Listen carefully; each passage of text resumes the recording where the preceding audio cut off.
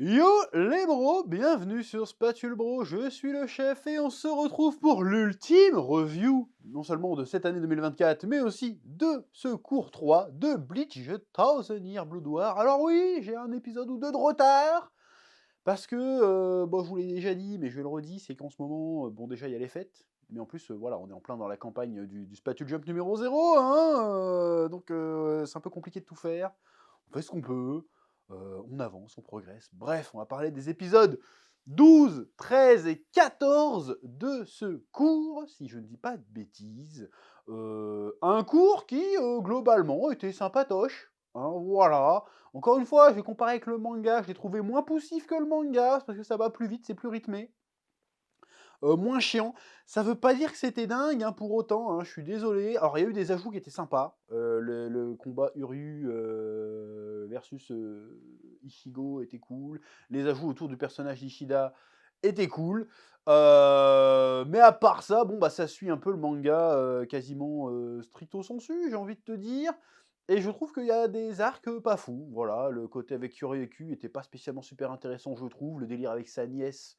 Il y en a qui me disent «Non mais c'est pas sa nièce, t'as rien compris chef!» Bon, alors va falloir m'expliquer ce qu'il fallait comprendre, parce que pour moi, t'es la fille de mon frère.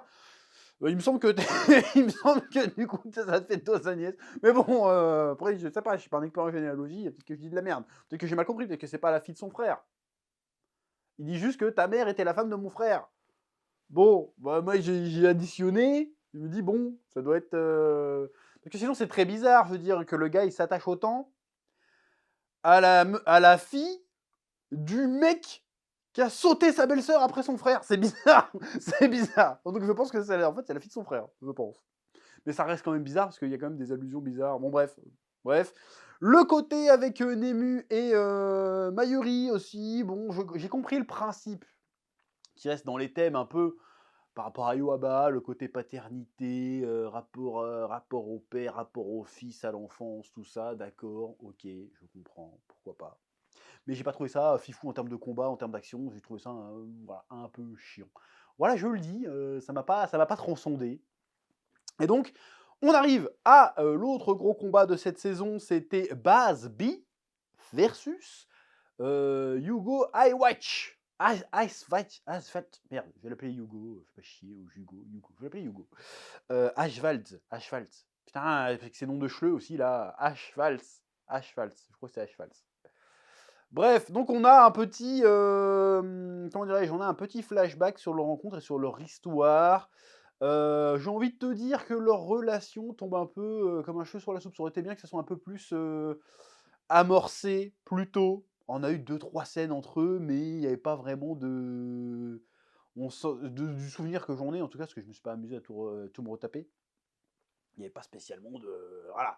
Je sens qu'on a voulu faire un parallèle entre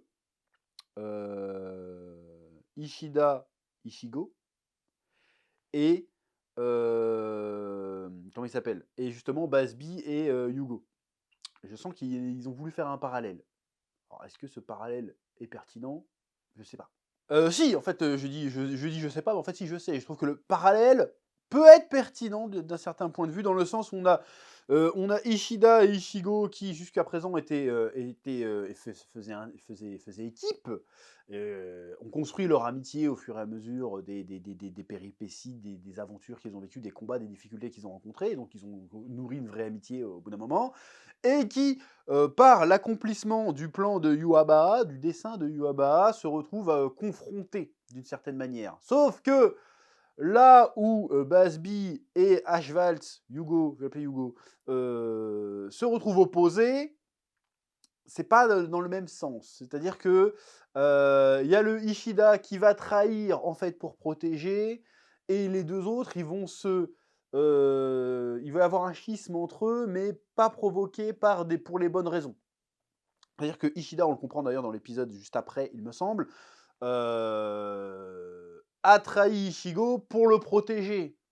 Alors que le Yugo, il a trahi Basby bah, par désintérêt, en fait. Tout simplement, pas par ambition. Pour servir son intérêt à lui, pour trouver son rôle dans le monde, sa place, si tu veux. C'est ça que j'ai bien aimé dans cette histoire. Bon, après, il y a quand même des petits problèmes Mais là, encore une fois, c'est moi qui chiant avec une espèce de cohérence, j'ai besoin qu'on m'explique. Le flashback se passe où et quand? T'as l'impression que ça se passe au Moyen-Âge, quelque part en Europe, mais ils te sortent des noms de royaumes. Mais tu te dis, mais attends, mais ça se passe où? C'est-à-dire que je trouve que c'est pas clair. Est-ce que les Quincy avaient leur royaume à eux? Mais leur royaume, il était sur Terre ou il était dans un monde de Quincy? Ils avaient l'équivalent de la Soul Society, en fait. Est-ce que c'est ça? Parce que si c'est ça, je trouve. Alors, encore une fois, je suis pas un expert dans la mythologie de Bleach. Et moi, ce qu'on m'avait dit au début de ce dont je me souviens, c'est que les Quincy, c'était des mortels. Donc, qui venaient du monde des vivants, qui avaient des pouvoirs spirituels particuliers, et qui chassaient les holos du monde des vivants. Ce qui crée un déséquilibre, ce qui foutait le bordel. Mais si tu me dis qu'en fait, ils étaient dans leur propre monde à eux, mais qu'est-ce qu'on s'en bat les couilles, en fait? Tu vois ce que je veux dire?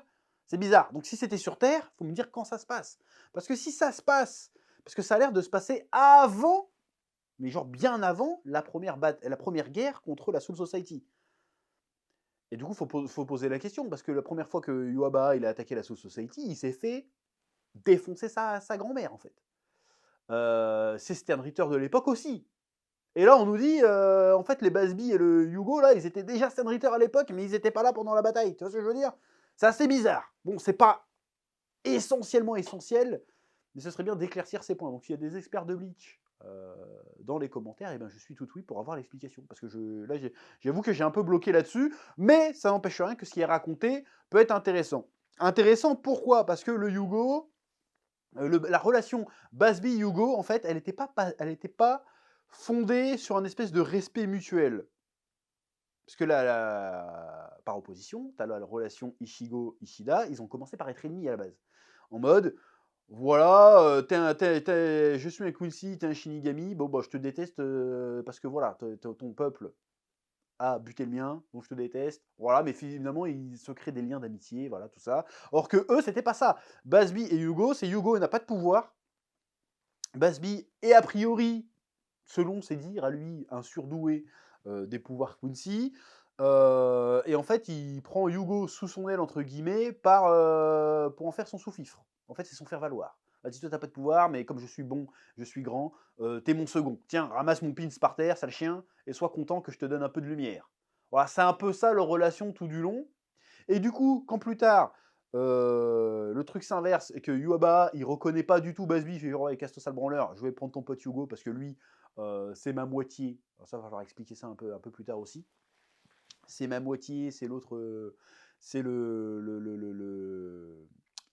Quincy que j'attendais pour pouvoir réceptionner mes pouvoirs quand moi je me repose, pour compléter mon plan, j'ai besoin de lui. Voilà, toi je ne te reconnais pas. Et du coup, le Basby, il commence à se créer une animosité. En faire, ah non mais attends, c'est censé être moi l'élu, mais attends c'est toi, alors que t'es qu'une merde, moi je comprends pas. Et du coup, en fait, ils ont jamais été potes, en réalité. Ils ont jamais été potes. Et ça, le Yugo l'a compris. Mais le Basby, il a pas voulu le comprendre. Pour lui, le Basby, il est toujours en mode hey, tu me dois tout, sale bâtard, vas-y, reconnais-moi maintenant. Et en fait, il le reconnaît, à aucun moment il le reconnaît. Il fait genre non, on va pas se battre, parce que de toute façon, je vais t'éclater. Et en plus, de toute façon, on n'a pas le droit de se battre entre nous. Donc vas-y, maintenant, lâche l'affaire. J'ai été reconnu, pas toi. Le but de base, c'est que si toi t'avais été reconnu à ma place, tu m'aurais pas donné l'heure. Donc je fais pareil que toi. Je comprends que tu t'es servi de moi tout ce temps, et qu'en fait, on n'a jamais été potes. Et ce truc se confirme dans leur confrontation finale. Et en fait, le Basby, il se rend compte que oh, je pensais que ça me ferait du bien de t'affronter, que ça permettrait de mettre les choses à plat. Et de mon interprétation, il comprend qu'en fait, oui, bon, on n'a jamais été potes, donc je me sens pas mieux de t'avoir battu, qu'on se soit combattu. Même d'avoir perdu contre eux, je me sens pas mieux, mais je me rends compte qu'en fait, bah, on n'a jamais été potes, en fait. On n'a jamais été potes, je me suis trompé, je m'accrochais à une fausse image, je me mentais à moi-même, voilà. Et en fait, c'est intéressant parce que le Basby, en fait, il se révolte contre Yuaba, mais tu avais l'impression qu'il se révoltait contre Yuaba à partir du moment où il y a eu l'espèce de rappel, je traduis le truc, c'est ça, où il a repris les pouvoirs des certains Stenritter, et que le Basby n'a pas été sélectionné. Du coup, il a voulu reprendre ses pouvoirs, il a réussi à survivre, mais il a essayé de faire piquer ses pouvoirs. Et on a l'impression que c'est là qu'il avait la rage, mais il avait déjà la rage avant, en fait. Et en fait, je sais pas pourquoi il est surpris, parce qu'il a jamais été reconnu, en fait. Il a toujours été pris, juste parce que c'était le pote de Yugo. Enfin, le pote de Yugo. Donc en fait, le mec, c'est un frustré depuis le début. Et je trouvais ça intéressant de voir qu'en fait, il va mourir comme une merde, parce qu'en fait, bah, T'as jamais rien construit par toi-même, tu as essayé de vivre à travers les yeux des gens, alors que le Yugo, de son côté, eh ben, il s'est émancipé de ça et il a pleinement assumé son rôle. Voilà. Donc j'ai trouvé ça intéressant, surtout si tu mets ça en parallèle avec Ichigo et Ishida, du coup, qui pour le coup se retrouvent à se confronter une nouvelle fois dans l'épisode suivant. Et là, on apprend qu'en fait, Ishida, bon, ça on s'en doutait depuis le début, c'était gros comme une maison, que le Ishida, en fait, c'était un agent double, en fait. C'était, ouais, je vous ai trahi, mais c'est pour votre bien. Allez, prenez le truc du soleil, là, retournez sur Terre, je vais gérer le bordel. Il n'y a que mon pouvoir, de toute façon, qui en théorie peut arrêter Yuaba et le Yugo, là. Donc barrez-vous, je vous protège, je tank pour l'équipe. Voilà. Bon, après, le retournement, il est un peu obvious. On savait qu'il y avait avoir un retournement, mais je trouve qu'il est amené de manière un peu grossière quand même, parce qu'en fait, on arrive devant le Yugo qui a pris les pouvoirs de Yuaba, donc, et qui fait ah, j'ai vu la vire, tu vas nous trahir. Et là, tu fais bah non, on sait qu'il va trahir en fait, donc c'est quoi tout ce suspense bizarre. Et donc, Ishida décide de rester face à Yugo, on voit pas trop le combat encore pour l'instant, il me semble qu'il est assez décevant dans le manga le combat, mais vague souvenir, vague souvenir. Mais du coup, là, ça va poser un problème, parce que là, on a le Yugo qui a les pouvoirs de Yuaba, qui va affronter Ishida. Le problème, c'est que si Ishida gagne, comme ça, en one-to-one, ça va poser un problème. Mais en même temps, il ne peut pas tellement perdre. Donc tu te dis, bon, c'est assez bizarre d'avoir fait un personnage qui a les mêmes pouvoirs que Yuaba, en fait. Je vais attendre de voir, de revoir tout ça pour tirer des conclusions, tirer des interprétations de tout ça. Mais je trouve ça bizarre de faire un deuxième vilain qui a le même pouvoir que le vilain principal, mais qui ne peut pas les utiliser en même temps. Je ne sais plus trop comment c'est utilisé dans le manga, donc on verra. Je vais suspendre mon jugement en attendant. Mais je trouve ça chelou de prime abord. Instinctivement, je trouve ça chelou. On va voir. Alors, bien sûr, il y a le côté enjeu. C'est-à-dire que Yoba, il a plus les pouvoirs Almighty. Si tu vas le buter avant qu'il se réveille, tu peux gagner. Bon, après, on voit avec le reste des Stand Ritter qui ont essayé de l'attaquer pendant son sommeil que ça suffit pas. Ça, ils ont rajouté des trucs aussi par rapport à ça. Voilà. Donc ça, c'était intéressant. On va voir où ça va aller. Ensuite, il y a le combat entre Naklevar, je crois que c'est ça. À chaque fois, j'ai dit Zach Lenard, je confonds avec son merde. Naklevar qui se... Non, c'est pas ça. Zach Lenard. Non. Ah merde. Je sais plus. Zach machin, Lenard, je sais plus quoi là. Ou Naklezar, je sais plus. Putain, je l'avais bon au début, je l'ai perdu. Bon, bref. Lui, donc, qui se retrouve à se battre contre Yorushi, qui passe en mode God of Thunder, et il y a son frère qui arrive aussi, qui se fait péter. Bon, là, j'ai un problème avec ce personnage. Pareil, je me souviens plus trop du manga pour ce coup, mais bref. Le problème, c'est que le gars, il a un pouvoir trop cheaté, en fait. Et là, ça a commencé à devenir récurrent un peu dans cette dernière partie. C'est que les personnages ont des pouvoirs trop cheatés, qui fait que, normalement, ils peuvent pas perdre. Il peut pas perdre, en fait. Donc, pour le faire perdre, va falloir que ça devienne débile. C'est ça le problème. Donc, on va voir comment... bon, je sais comment ça va se terminer, ce délire-là. Donc, on va voir comment ils vont faire ça en animé. Voilà, bon, pourquoi pas.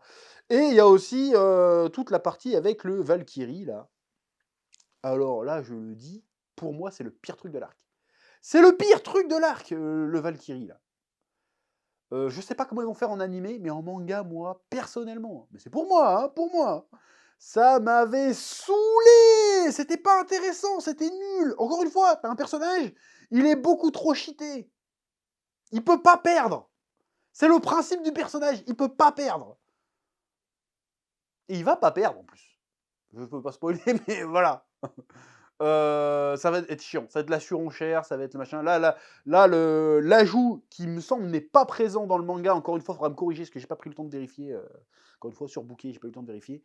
Le fait que les Vicards, je crois que c'est ça, Vizard. Les Vizards se pointent, il me semble que c'était pas dans le manga ça. Mais bon, voilà, le mec en fait, plus tu le tapes, plus il vient fort. Voilà, techniquement, tu peux pas le battre. En fait, c'est le principe. Et en fait, ça va aller en surenchère, en surenchère, en surenchère.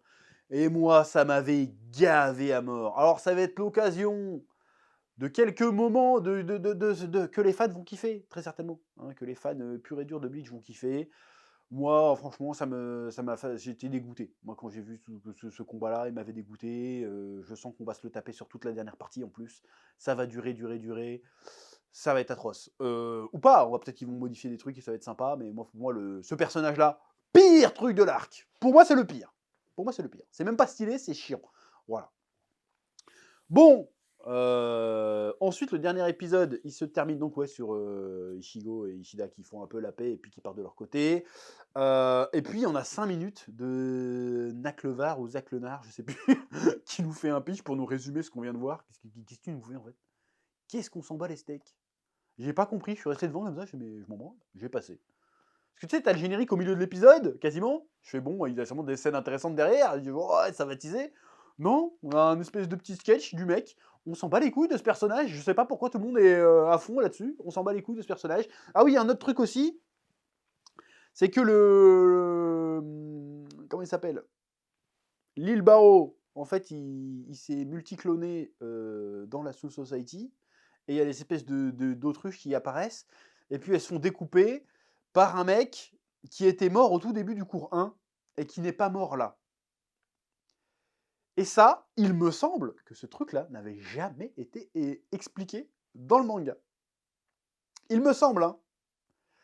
Est-ce qu'ils vont l'expliquer là du coup ou c'était juste une piste, je suis à moitié zombie, il me manque la moitié du bide, j'ai 2 baguettes pour me tenir le bide, et puis il n'y a pas d'explication derrière. Donc peut-être que cette fois-ci on aura l'explication. Voilà. Bref, globalement un cours, bah, comme je disais, hein, somme toute sympathique, qui se regarde, mais qui laisse des trucs en suspens. Voilà, je suis pas encore totalement rassuré vis-à-vis de cette fin, parce que je sens qu'on, pour l'instant, on se dirige quand même sur une fin assez similaire à celle du manga. Donc quelque chose de rushé, de confus, où on met l'emphase sur des trucs pas forcément utiles. Voilà, on voit très peu Ichigo cette saison.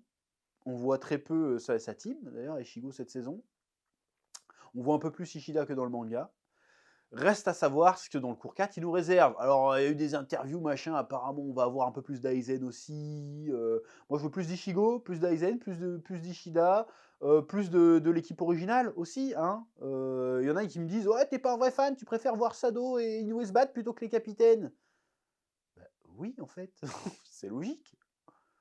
Bah, c'est logique. C'est la team du héros. Il faut qu'ils se battent, en fait. Il faut qu'ils aient un rôle. C'est pas des persos secondaires. Enfin, c'est des persos secondaires, mais normalement, ils sont censés être moins secondaires que les capitaines. C'est comme si là, je prenais Saint Seiya et je disais, ouais, je trouve que Iki et Yoga, ils se battent pas assez. Bah, tu vas me dire, bah non, on préfère voir Yolios et Adamante. Bah non. Je veux voir l'équipe originale se foutre sur la gueule, en fait. Je m'en bats les couilles, moi, des Chevaliers d'Or. Bah, ils sont stylés, mais je veux voir, je veux voir les vrais gars, en fait. Tu vois ce que je veux dire? Je comprends pas pourquoi on me reproche de oui, préfère voir Sado. Mais les capitaines, on les voit tout le temps se bastonner. Mettez-nous Sado et Orihime qui fassent quelque chose là, parce que là, t'as pas bougé ses nichons, ça sert à rien. Hein. Dans tout l'arc. Hein. Alors c'est bien animé, hein, voilà, certes, ça te raccroche, t'es là, tu te fais un peu chier. Oh, des nichons, d'accord, mais c'est tout. Bref, on va voir ce que ça va donner. Évidemment, on suivra ce cours 4, je sais pas quand il est prévu, j'ai pas suivi la date, sur cette chaîne. Je me ferai insulter toutes les semaines aussi, il n'y a pas de problème, hein, ça fait partie du jeu. Hein, voilà. Et puis je vous dis merci d'avoir suivi cette saison. Et puis je vous dis à très bientôt sur Spatule Bro. Et nous, on se retrouve pour les animés de l'hiver, hein, à partir de mi-janvier. Il y a des trucs sympas qui sortent. Donc on va regarder tout ça. Voilà, que la passion vous guide. Oui.